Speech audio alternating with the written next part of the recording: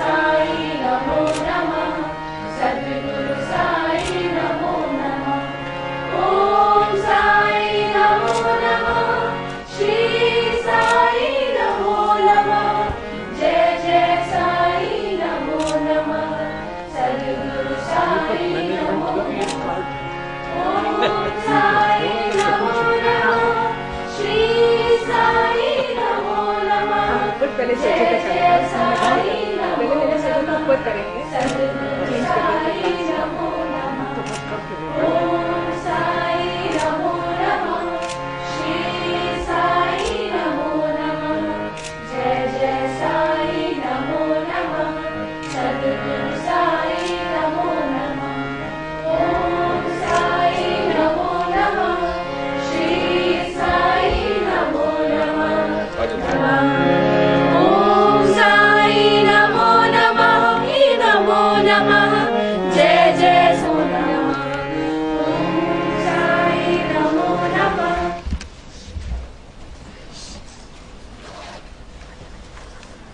Dr. Murli Manohar Joshi, distinguished guests, dear colleagues and students.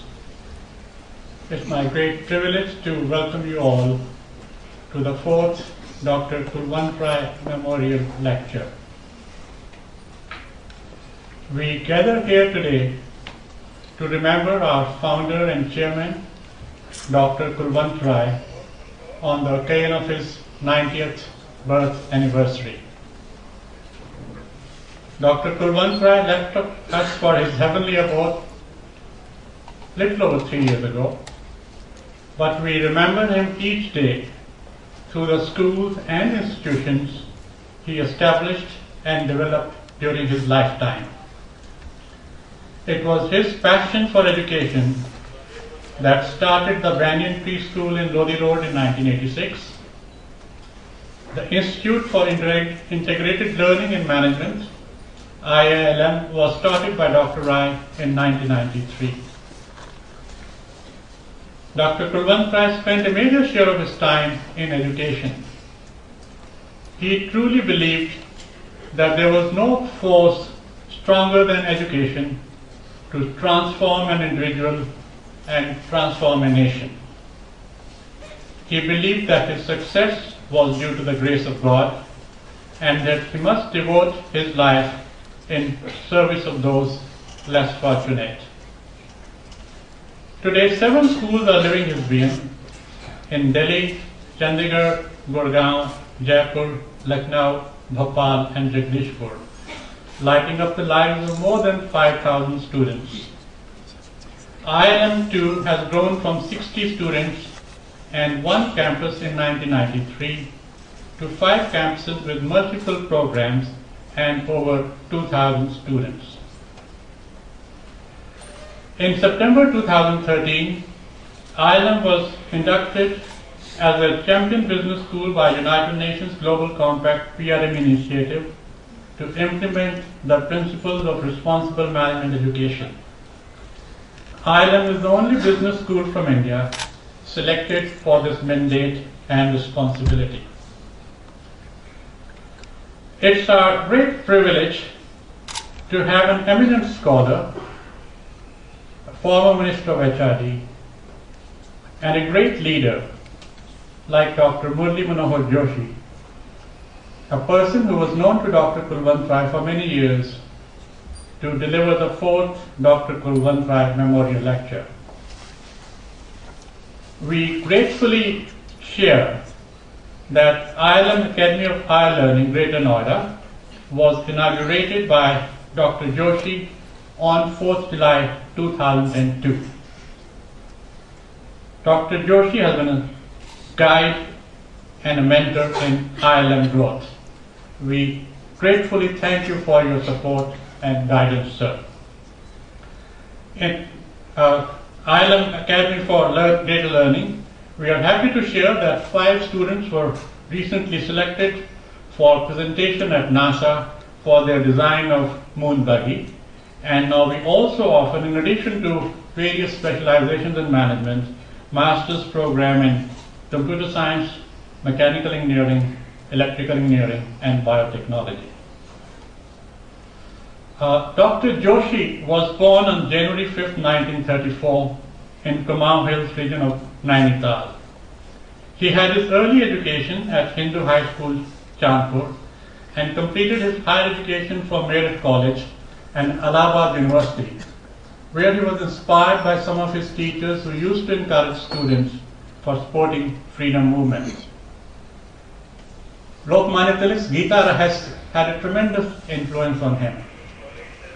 Great RSS leaders like Guruji Golwalkar, Deendayal Upadhyay, and Professor Rajendra Singh played a major role in shaping young Dr. Joshi's political thinking. Writings of Vivekananda and Abhichari Vrindo had a great influence on his ideology. Dr. Joshi did his doctoral studies in spectroscopy and was awarded PhD by the Allahabad University. He inspired and guided a number of students, including those who were later selected for Indian Administrative Services, to take up science studies and research. He supervised the research work of over 15 students for the award of PhD and DSc. He was Professor of Physics in Allahabad University till January 1994, till he retired as Head of Physics Department. Dr. Joshi had charge of 3 ministries as Government of India's Minister for Human Resource Development, Science and Technology, and Ocean Development. During his tenure as Minister for HRD, Dr. Joshi initiated a number of actions to expand educational facilities in domain of information technology, leading to India becoming a force to reckon with in areas of IT and IT-related businesses. We had tremendous growth in domain of IT, and what few of us realized is that there was never a shortage of trained manpower in information technology, and Dr. Murli Manohar Joshi played a tremendous pioneering role in building that capacity. Dr. Joshi is a strong advocate of a modern, strong and vibrant India. Since early days, he has been advocating India becoming a nuclear power. He championed the cause of downtrodden and was arrested several times as a Johnson leader, mobilizing public opinion and leading agitations. His commitment to Swadeshi and his understanding of economics and WTO issues gave a new dimension to India's approach to patents regime. He, along with leaders of other parties, organized the Forum of Parliamentarians on TRIPS and GATT issues. For a philosopher politician, Dr. Joshi's greatest asset is his sterling character and clean image. The heights that he has claimed have not made him lose his touch with ground realities, and it has not changed his lifestyle at all. He is widely acclaimed as a scholar politician, as also a practicing scientist and a political campaigner. His encounter with science began as part of a larger social mission to make science and education stimuli, to refashion the tools of literacy drive, and above all, a medium to lift the living standards of our people. It was his real organizational skill and scholarly oratory that ensured him his place as a great leader who knew how to get things done. A regular contributor in many research journals of international repute, Dr. Joshi has also authored 2 books, Vikalp, The Alternative, and Pragya Prava, The Continuing Wisdom. Dr. Joshi is a proponent of self-reliant development model and the great cultural heritage of India. Sir, now may I request you to please deliver the Dr. Kulwant Rai Memorial Lecture.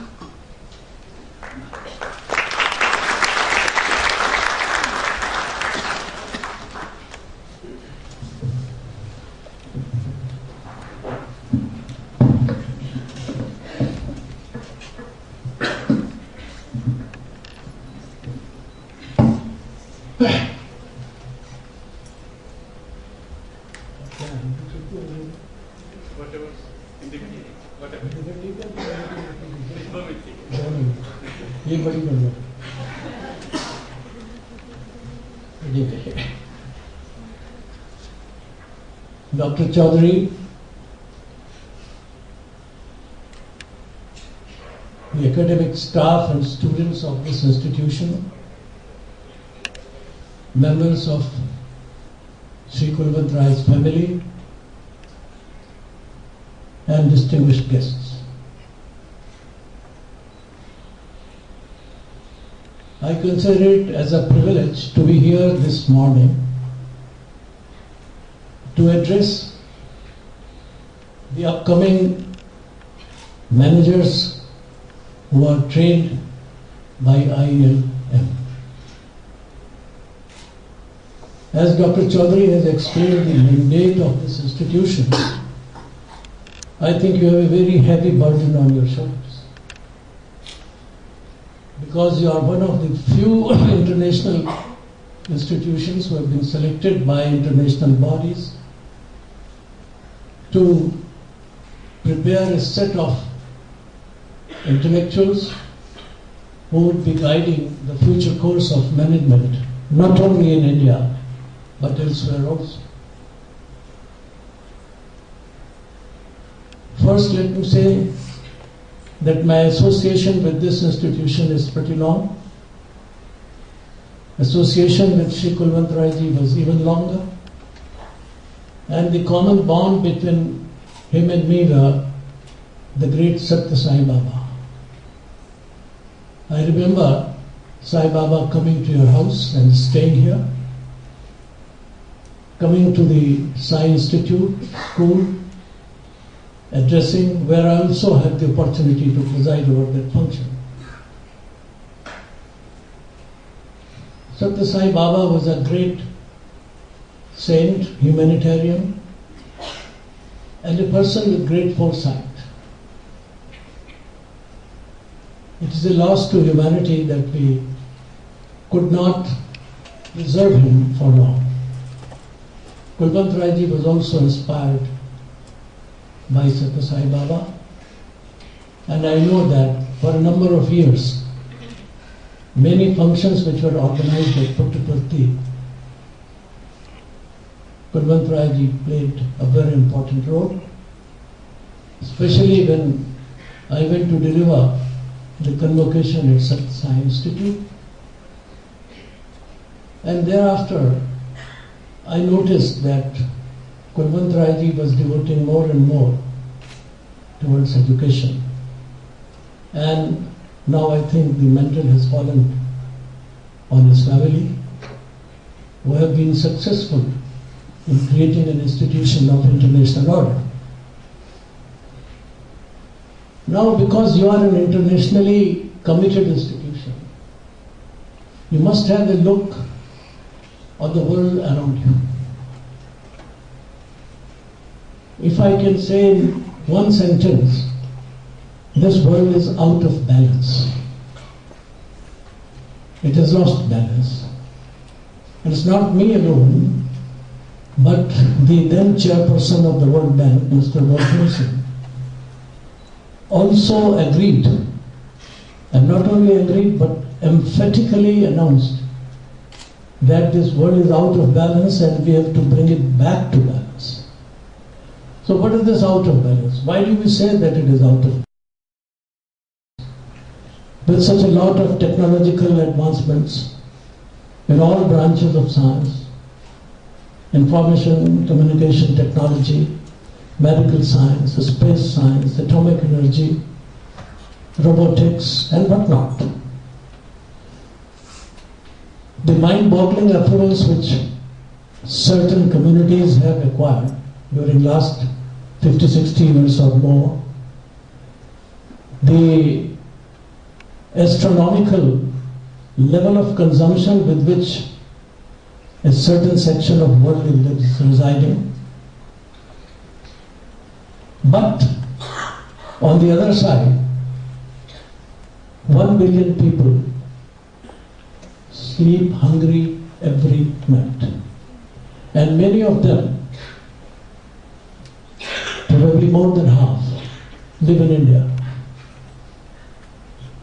So this is the imbalances. The first 20% of the globe consumes 80% of the GDP, global GDP. And the remaining 80%, they live on the 20%. So this is the imbalance. More than half of the world has no drinking water, especially the safe drinking water. Nobody cares to manage the water except to supply some bottled water in the name of palatable water, potable water, safe. But I wish not to scare you, but just to warn you that water problem all over the world is growing very fast, and more particularly in India. India today is water stressed country, and God forbid in 10 to 15 years it would become water scarce country. That will be the end of any attempt to manage water systems in this country. So while it's very good to manage international institutions and international affairs and international economy, world economy, we must also have a look on the other side of the economy, on this half or more than half of the world, which needs more management than this 20% of the world, for which all the management institutions are working. That is the imbalance. Indian agriculture is completely mismanaged. Indian railways are mismanaged. Indian power system is mismanaged. Indian health system is mismanaged. And excuse me, Indian education system is mismanaged. But still we are having a large number of management institutions growing leaps and bounds every decade in this country, and the country remains mismanaged. This is also the imbalance. It's not global, it is local, national imbalance. So how to cope up with this? I can cite ad infinitum the instances of mismanagement or the instances of imbalance. And the biggest imbalance is that we don't manage ourselves. If we want to manage an instrument or an institution or a particular system, at least the manager must be himself completely managed. He must have a control on himself. He must know how to manage himself. That's another imbalance. While we are trying to manage institutions, we are all the more becoming mismanaged within ourselves. So these are the contradictions, dilemmas, dialectics of the modern world. The way the disparities are increasing, not only among the nations but within the nation, and within the nation also within the communities and theirs. There's also another imbalance. So the question is how to meet out this imbalance and make it level, harmonize these imbalances. Another important feature with which you are all concerned is that the growth or the development of a country is directly related to its GDP. Most of the time your attentions are how to increase the GDP. What does GDP measure? When we say that the country is growing and the index is the growth given by a certain statistical number, which is GDP, the gross domestic product, what does it measure? If the GDP is growing, does it mean that the health of the people is increasing, is becoming better? If the GDP is growing, does it mean that the education of the masses is becoming better? If the GDP is growing, then do you say that the employment has been created to the extent the country needs it or the community needs it? If the GDP is growing, do you feel that the quality of education is growing? If the GDP is growing, then the feeling of wellness is growing.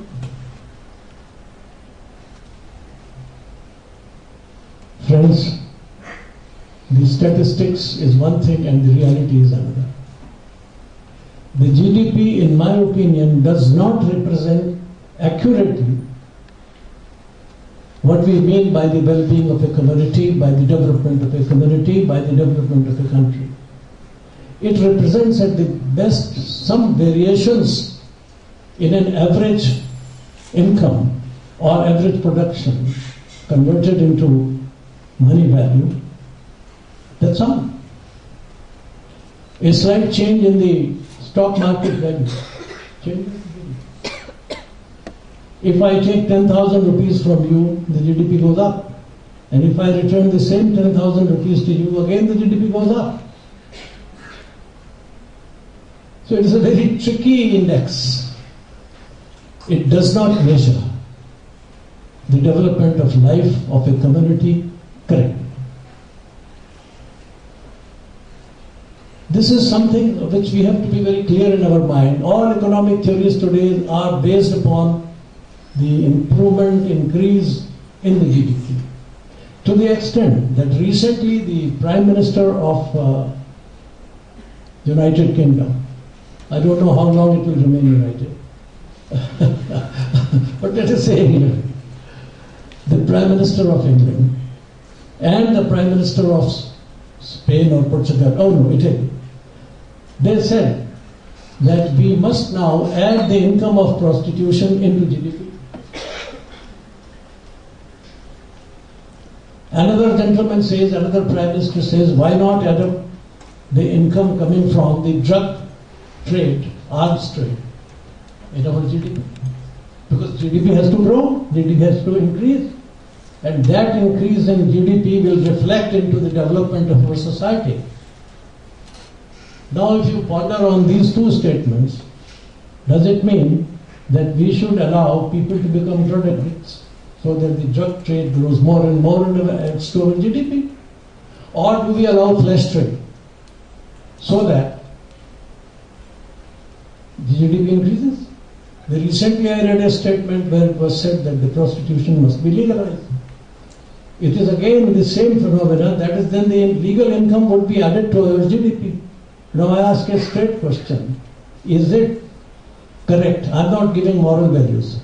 But is it correct to allow these trades to grow rather than to have a different type of economic activities for the development of a country? Does the development of a country mean the larger number of drug addicts or the larger number of people involved in fresh trade?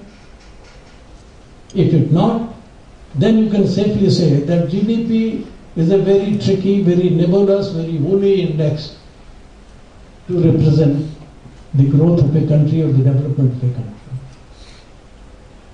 So what should be the real measures? That I leave up to you, some of the scholars who might be conducting your research about that or might be devoting more attention to the growth problems, that what does GDP actually mean? And what should be the proper index to replace it?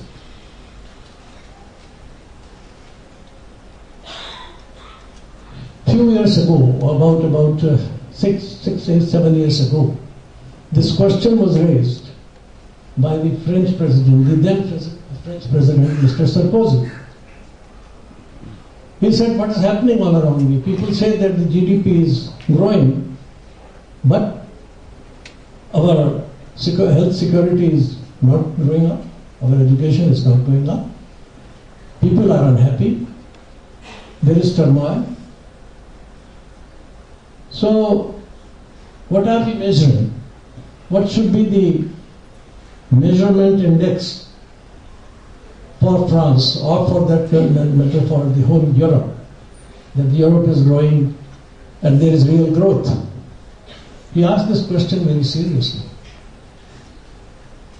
And then he appointed a commission, an international commission, headed by Mr. Stiglitz, the Nobel laureate, members, Mr. Amartya Sen, another Nobel laureate, both of them economists of international fame. The third was a member, Mr. Fitoussi, a European economist, almost of the Nobel standard. These three persons, they worked hard and produced a report. And the title of the report is The Mismeasurement of Our Lives, Why the GDP Doesn't Add Up. It's a voluminous report, but it has a small executive summary also. If some of you are interested in real issues, please try to find out. It's, I think, available on internet. And there these people created groups and groups.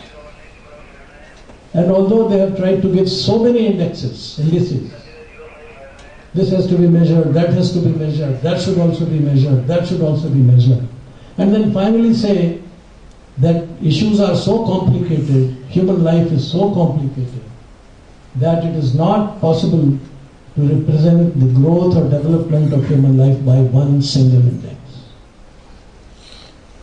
But for last about 50 years or so, this myth of GDP has shrouded our minds so much that every time, every economist, every finance minister comes and talks about GDP. Well, it is one index, and a very faulty index. And as a student, I know that if you are measuring wrong things, how can you come to a right conclusion? If your scale is wrong, if your measuring instrument is wrong, then your planning will go completely haywire. It cannot give you sound policies, and this has happened. The world today is suffering from this wrong approach towards human development.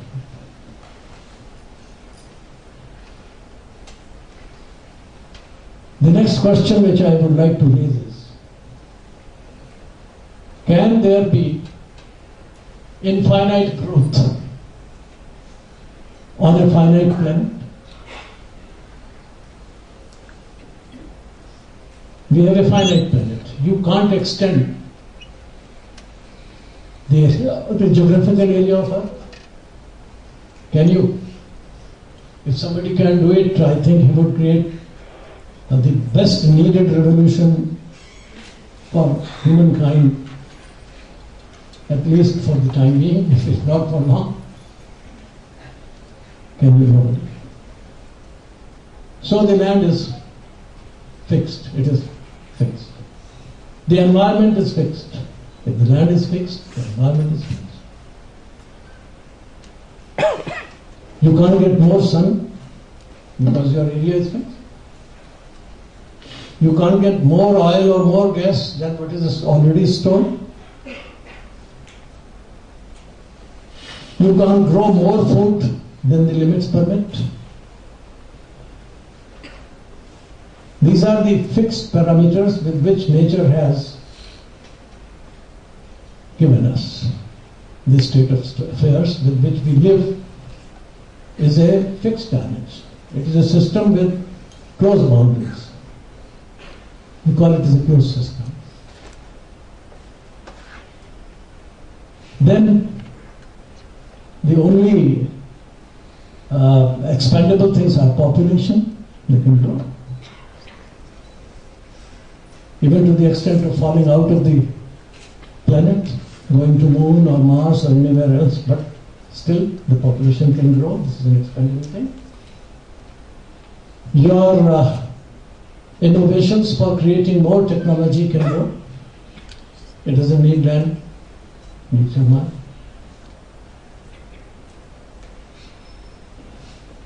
Then you can say that your industrial production can grow and meet the requirements, but again it is fixed because the resources are fixed, the land is fixed. If you use more land for industry, there will be less land for agriculture. If you reduce your population, then there must be an optimum limit beyond which you cannot reduce it. If you reduce it, then everything suffers. Look to Russia. It is a huge land mass. Perhaps the largest area which any nation can have, but a very small population.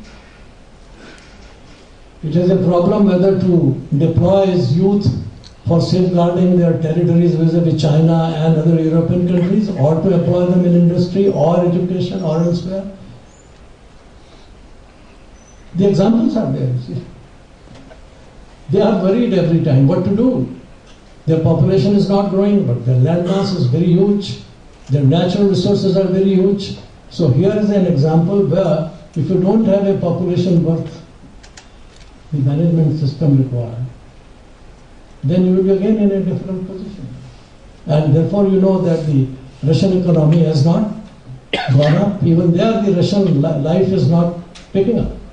So, my dear friends, this issue of having unlimited growth on a limited planet has to be very carefully understood. And therefore all your development plans, all your development approaches must hinge around this basic principle.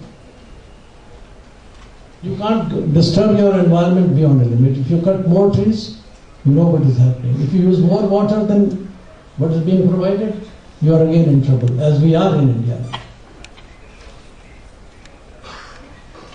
So, all economists, all those who are interested in managing the systems, managing the world affairs, managing the world economy, should not try to manage it only on terms and references given by World Bank or IILM. I am not against managing the affairs, because affairs have to be managed. You can't live in a chaotic world. Otherwise the world will go awry, the world will go haywire, there will be chaos, there will be wars, there will be epidemics. So you have to manage the world as a whole. And therefore you must have a concept of a unified world, at least in economic systems, if not in any other system. There must be some theory, as in physics we are searching for a unified field theory, or a theory which unifies all branches of science. Similarly, you have to search a unifying economic theory which provides happiness, well-being, succor, peace to entire men. If that is not done, then again the world will always remain out of balance, sometimes on this front, sometimes on that. Look what has happened to this growing world, this developed world. It is more violent than past 50 years. Violence has grown up. It is more hungry, than 50 years before. It is more thirsty 50 years before. It is more diseased than 50 years before. It is more illiterate than 50 years before. And we are talking that we are progressing. We say that ours is a civilization which is the best up till now which has happened for the mankind.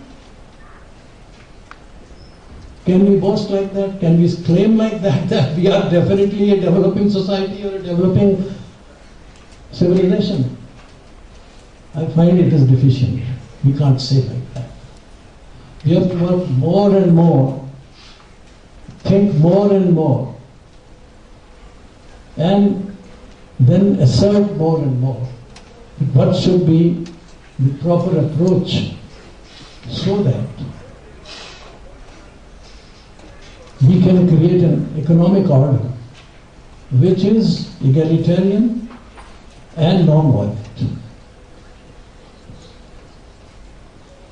Any system which is neither egalitarian nor non-violent will destroy ultimately, if not the entire system, but big parts, large parts of it. Today's world order, which we claim to be a world order, is heading towards disparities, it is heading towards imbalances, it is heading towards violence, more violence. See what is happening to the Middle East, what is happening on the borders of Ukraine and Russia, and what is happening now on our borders. What is happening in several other countries? What happened in Hong Kong? What happened in Thailand? There is hardly any country or any civilizational group which is not in tension. Every nation has a troubled soul. The souls are troubled. They are seeking solutions how to keep peace, how to keep people satisfied, and how to allow certain communities to grow more at the cost of the others. That is the most significant aspect of today's world order. Now, as upcoming bright scholars and academicians from this institution, you have also to decide, are you only to continue on the given track, or would you like to change the track? Change the track for the better. Will you remain just the copycats, or would you be innovators? Innovation only in technology is not innovation. Innovation in social sciences is also an innovation.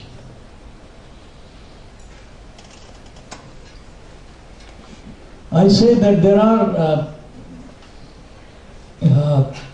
various aspects, if you go on thinking about them, you can create a better world.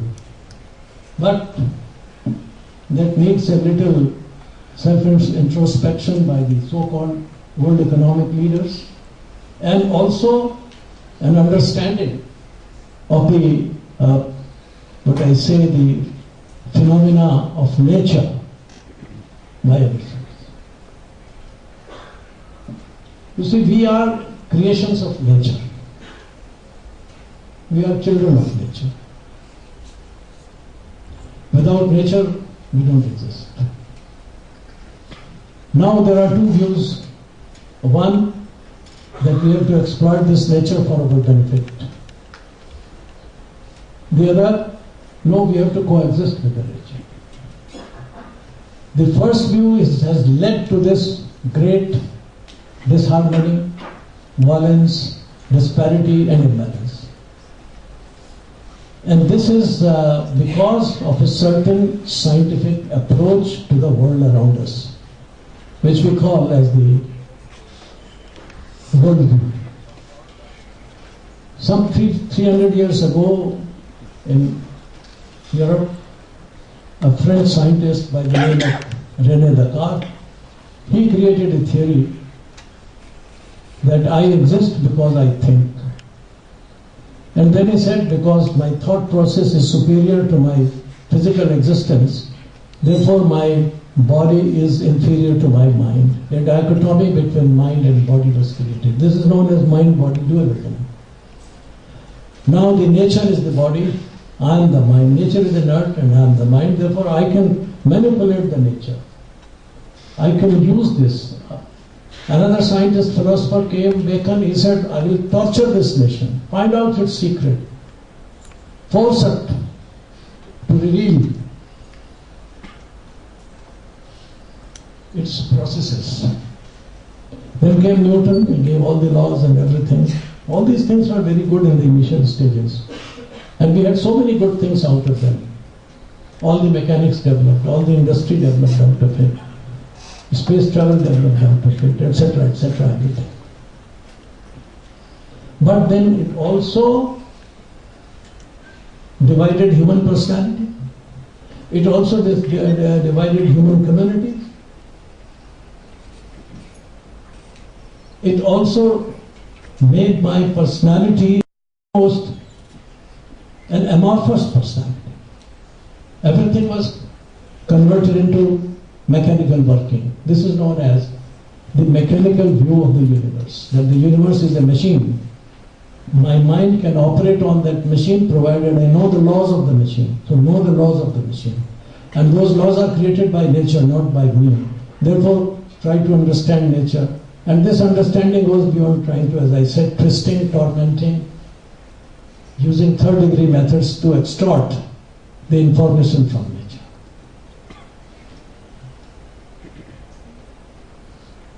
So they said, if you want to understand anything, you divide it into parts and then reassemble it. The common example was that of a clock. Not these clocks, but in those days, the huge clocks. 300 years ago, this type of clocks were not known. The smallest was one which you used in your pocket. And the huge clocks, they used to be thinking that clock is the immediate replica of the universe. It works like a machine, goes on. So something has been given in the tape, and the tape is working, and the universe is working according to that tape. And we just know how the tape is working, and we know the universe. So it is a machine. If you want to understand a machine, dismantle it and reassemble it, you will know the machine. Nature is a machine, dismember it, reassemble it, and you will get the whole nature. In this process, they came and found out that the nature is composed of atoms. Furthermore, they went on even dismantling atoms, and now they found fundamental particles. And now instead of going for particles and particles, they are going for God particle. And I tell them, I have told them that you will not get gold, you will not get God, but you will also lose your particle. And this is perhaps happening. I wish they could discover a God particle, and if not the God particle, at least the God part of it, but they are going not to discover anything. They have spent billions and trillions of dollars on this. And what a human waste on this. So this is one side. This gives you a mechanical view, a division. My body is what? It's a composition of various limbs. His hand is a lever. This again is an instrument, technological. And I tell you, there is no technology which can work so sophistically as my fingers work. My eyes, they say it is a lens. Yes, very good. My heart, they say it is a pump. My kidney, it is a filter. So how does it change the world? Few years ago, some good poet used to say that you have lotus-eyed, my lotus-eyed beauty. Now you say, my Canon lens. How would you like to be described? A lotus-eyed or a Canon-eyed? Canon is a camera, lens. So, my heart throbs when I see you, or my pump is just functioning when I see you. What would you like? This is now the result of technology. is how the society's metaphors, even poetry and literature is translated. You find now a different type of literature. What I read in my younger days is no longer available to me. There are different metaphors, different things, different sounds, and now the language is also different, you see. I think after 10, 15 years, but to talk of Victorian language, even our daily language will be missing, and there will be something, a very cryptic language encoded into certain symbols which you tweet or which you just send through your SMSs and that all. So this is how the technology is taken. There's one aspect, you see, this is not a very happy aspect. While we should be happy that we have so many gadgets around us, good filters, kidneys can be transplanted, hearts can be transplanted, eyes can be transplanted in half an hour, knees can be replaced. Everything is possible, but the human personality is lost. You are no longer a human being. You are just now a number. And with this, what you call the so-called e-governances and transparencies, what you will be? Just number 5, 10 or 15 or 20, whatever it is. Shoe number 7 or 5 or 7, 8, whatever it is. PAN this much, account number this much, citizenship number this much. And all you are then encapsulated in a computer. If there is a virus, you are gone. You are non-existent because your human existence is of no significance. It is the computer that defines you. The Aadhaar card, if you miss it, you don't get anything. You can say that. Say, I am a pensioner. If my pension code is through a virus somehow missing, I won't get my pension. You say you are dead, you are no more. I will say no, I am living. What do you mean by living? My computer says you are no more. So whether I am alive or dead will only be shown to you by a technological system. What you are will be defined by that system. You are not defined as a human being, as a part of a community, son of a such and such, brother of such and such, father of such and such, husband of such and such. No, nothing like wife of such and such. No. What you are in a computer, you are there. If you are not there, you are not there. So the existence has been reduced to a computer number. This is the other side of the computer. You have a computer, it's a very good instrument. I don't deny it because I have taught it and I have made the IT institutions grow in this country. But I didn't mean that it should reach to this side. There should be a limit to it. There should be a limit to growth in a limited planet. There should be a limit to all this technological development up to a certain level. That has to be decided very carefully. But today this technology has become an important instrument of increasing or decreasing your GDP. And that GDP, as I have already discussed, is not a correct measure of your development. Therefore, entire technological development, you say technology, it is not going to take you anywhere. It will take you to a certain limit, and beyond that limit, you lose your personality, you lose your existence as a human being, and what you become, only a number, only a small keg in a big machine. But I refuse to consider this whole system as a machine. I do not want that our relation should be just mechanical, of a part of a machine. You are one part, no. We are living human beings. Perhaps the only planet in the universe up till now where nature has given life. We are searching for life in other planets. God willing, someday we might get planets with lives, though quite far away from us.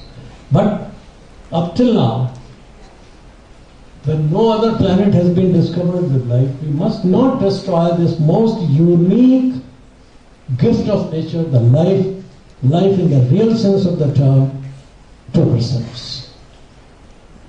And this life, I say, has been given to us by the nature.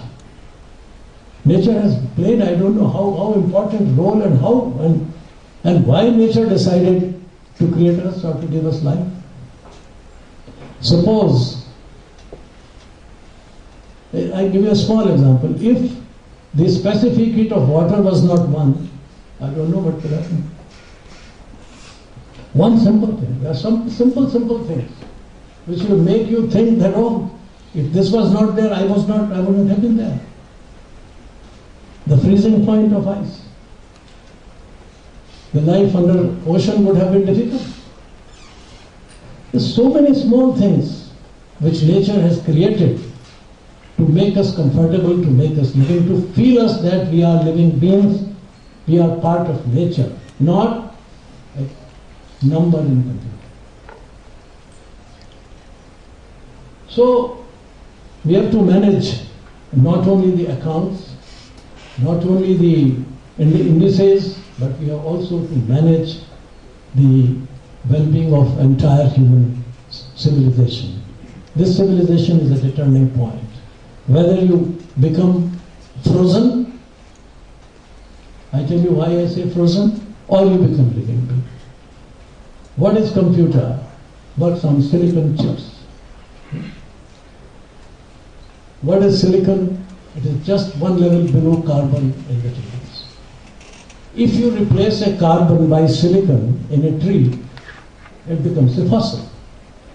Carbon is the link for living. You say organic chemistry, organic things. Carbon is the main link for life. Living beings are all organic, means having carbon.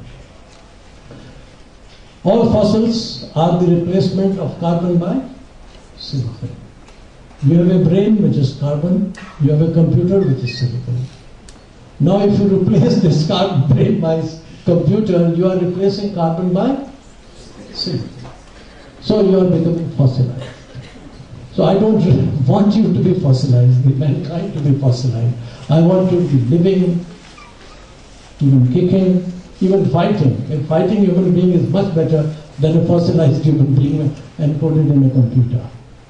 So we have to think about it. We are the gifts of nature. Nature has to be preserved. Nature has to be protected.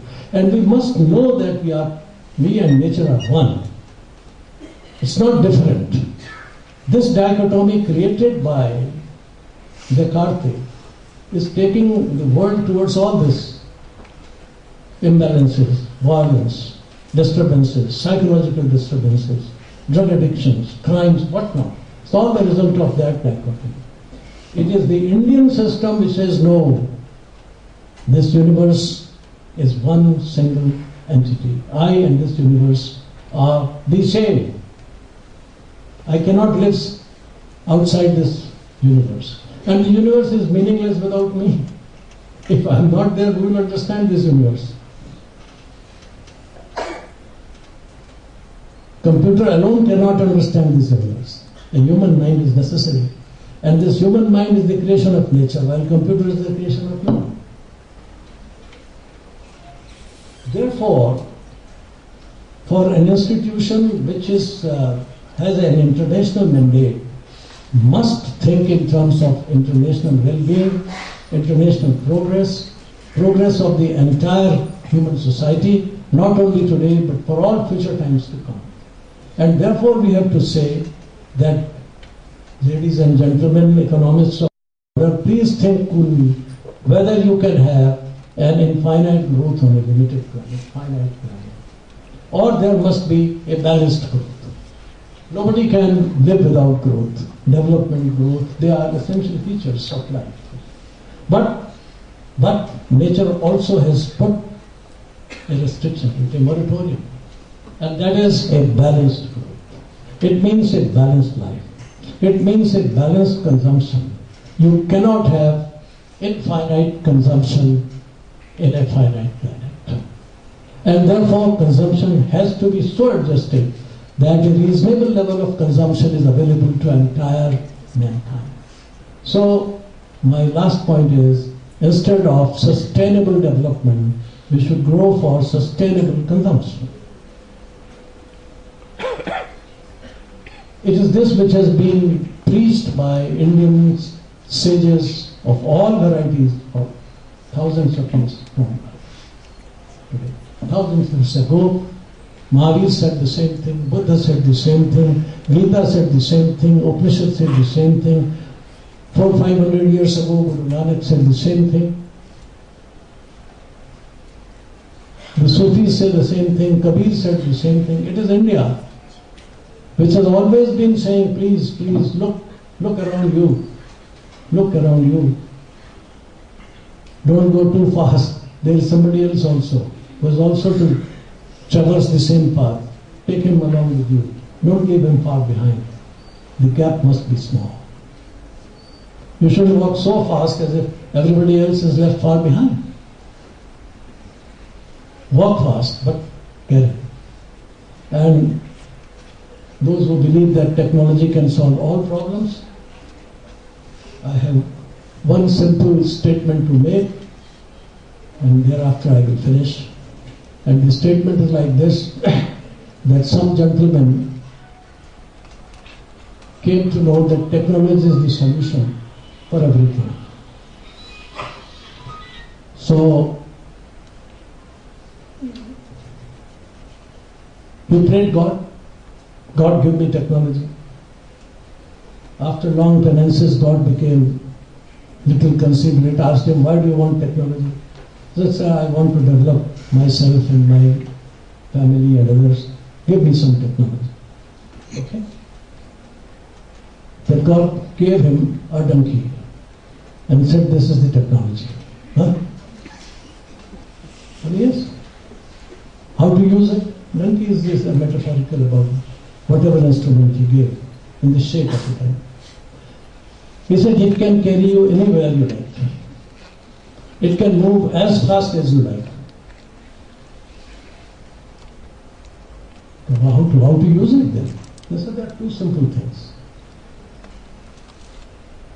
That if you will say, oh my God, it will move.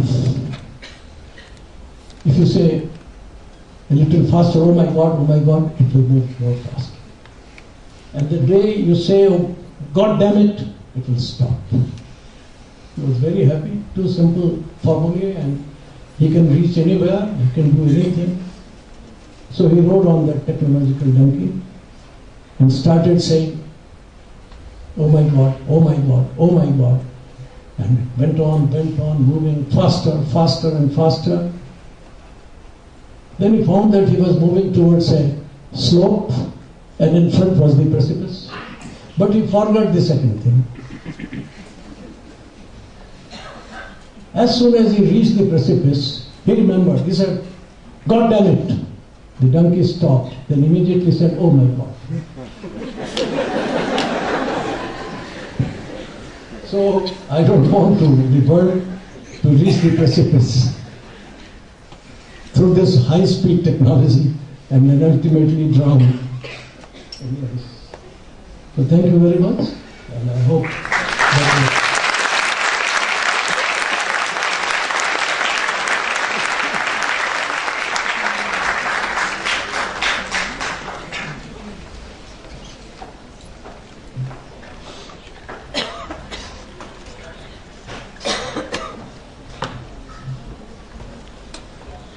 Joshi ji, Mrs. Joshi, Mrs. Malvika Rai, Professor Chaudhary, her esteemed invitees, colleagues and dear students. It's truly a privilege to have with us Dr. Murli Manohar Joshi ji in our midst this morning. Hearing and learning from Dr. Joshi on the dilemmas of the modern world educated all of us on how one should be responsible to harmonize the imbalances of the world around us. The relevance of a few key points discussed, like right approach to measure GDP, myth of infinite growth when planet is finite, concept of unified world which provides happiness and peace, and sustainable consumption over sustainable development in today's world can never be overstated. The wisdom of Joshi ji, which he could gather through years of experience, was shared in a lucid manner to benefit young students and faculty. I'm sure these valuable takeaways will inspire our students.